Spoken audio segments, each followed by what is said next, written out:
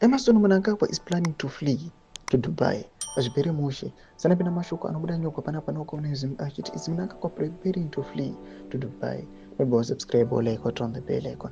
Panguva imwe tinoona kuti aiwa the country is in a rift.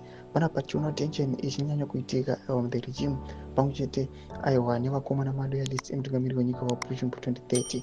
Panapa mashoko ekuti zvachinda kuDubai ashamisa vanhu. Tichipinda panapa muZimbabwe mabuda nyogwa muchinzi be ready to march in.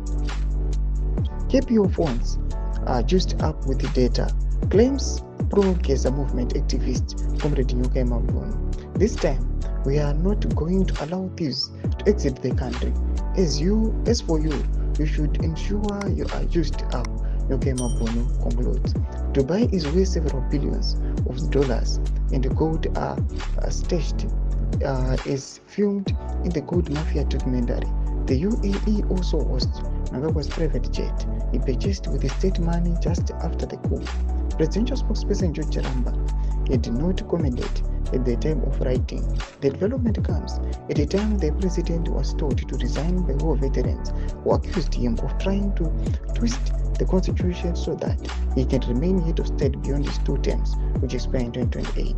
This is a developing story. Ndo mashoko anobuda panapa nyogwa nawakomana Zimbabwe achibvako vakomana Nyuka Mabunu macomrade vachiti aiwa we are pushing kuti vakomana ava aiwa varuve pasi muna march vari kuti aiwa hatisi kuvaregera kana mumwe wavo zvavo achitiza just because toda kuti zvive powerful toda kuti vakomana ava varuve pasi 2028 kure and kutodeleya aiwa itori disadvantage kwatiri. Mashoko ari kubuda panapa achinogona vakomana ava vachiva vachiti aiwa kuUAE ndokuri kuonwa kunzi ndokuri kuchengetwa zvese even huge sums of money.